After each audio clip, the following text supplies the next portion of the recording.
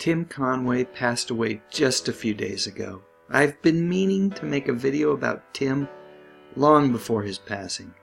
His comedic work was so prevalent throughout most of my life. I have so many happy memories associated with this guy. He always brought a smile to my face, whether it was on TV or in motion pictures. My very first memories of Tim are in McHale's Navy with the great Ernest Borgnine. I didn't see them when they were first broadcast. I'm not quite that old, but I did catch episodes in reruns.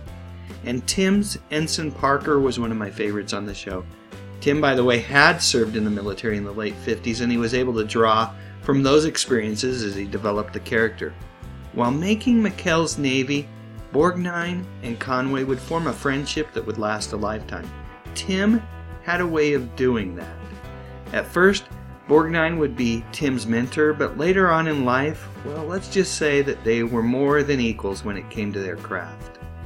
And this is the show where I really came to love Tim Conway.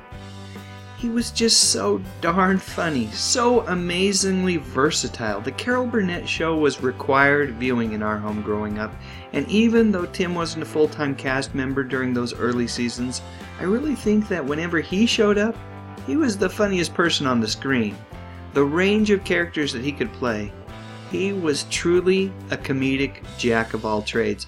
I know the show was called The Carol Burnett Show, and I know that he wasn't actually a recurring cast member until season 9, but let me just say that his frequent guest appearances during those early years were absolutely some of my favorite. In fact, I'm going to go on record and say he was my favorite thing about that show.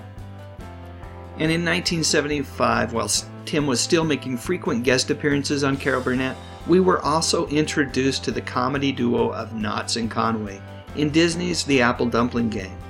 I love this movie for lots of reasons. In fact, when VCRs were introduced, while we couldn't afford one, we did go to the video rental store and rent not just the tapes, but the player as well.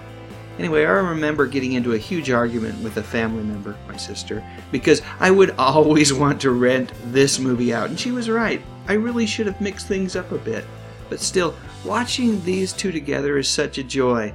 Knotts and Conway would return again in the sequel, but I'd like to focus on two other movies that this duo performed in together.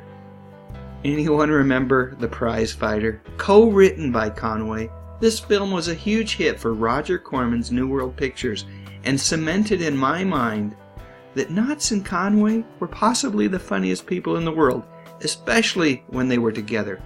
I know it was a predictable movie that, quite frankly, didn't provide a ton of surprises, but it was also a movie that kept me smiling the whole way through, and you could really feel a sense of genuine friendship between Knotts and Conway.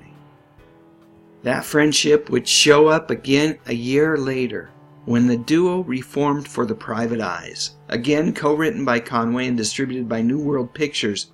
This movie would be that company's biggest hit ever. In this film, the pair played a couple of bumbling, transplanted American detectives working, if you can call it that, for Scotland Yard.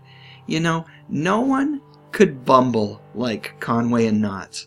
Sure, they could bumble just fine when they were separated, but bring these two together and, well, you get it, no one bumbled better.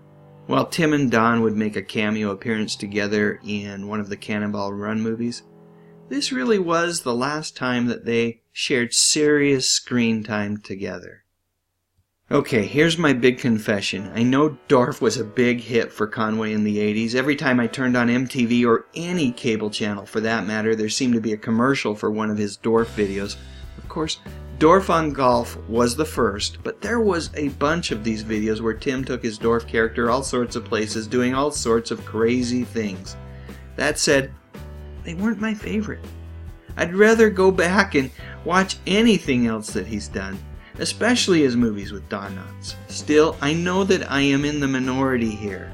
These videos were wildly popular and further cemented Conway's legacy as a comedic genius. And while I didn't love Dorf, I did absolutely love it when Borgnine and Conway reteamed to provide the voices of those underwater superheroes, Mermaid Man and Barnacle Boy, on Nickelodeon's SpongeBob SquarePants animated series. This show was on heavy rotation as all three of my boys were growing up. And while I would watch it from time to time, a little bit here and a little bit there with each of them, whenever these two mighty aquatic heroes showed up, I would stop whatever I was doing and give the show my full attention. It was clear that both Borgnine and Conway were having a blast being together again. Even though it was just a cartoon, you could hear the absolute joy that came along with this wonderful reunion. So Tim's gone now. Of course, his son, Tim Conway Jr., carries on his legacy with an evening talk show originating from California radio station KFI. He's funny. Not the same kind of broad-stroked, bumbling funny that Conway perfected. Jr. is his own thing. Definitely worth listening to, though. It's thought-provoking, intelligent talk radio that from time to time will have you smiling. I'm sure wherever he is, Tim Sr. is smiling as well. Proud of his son, and proud of the work that he left behind. Tim Conway's humor was never mean-spirited. It was the type of humor that is, quite frankly, all too rare these days. Tim's humor was, for lack of a better word, gentle and nice. There you go. 2 words that I believe also defined the man. One last picture. This time let's go all the way back to the Carol Burnett Show, an early episode. I think this might be the first time that Tim played his iconic old man character. Anyway, great memories, at least for me. Alright, now it's your turn. Please share your memories in the comments section, and while you're at it, I would appreciate a thumbs up. Maybe even share this video on Facebook or Twitter. And what the heck, why not subscribe to the channel? I talk about music, movies, and television, mostly from the 60s, 70s, and 80s. You know, the good stuff. But most importantly, and as always, thank you so much for watching.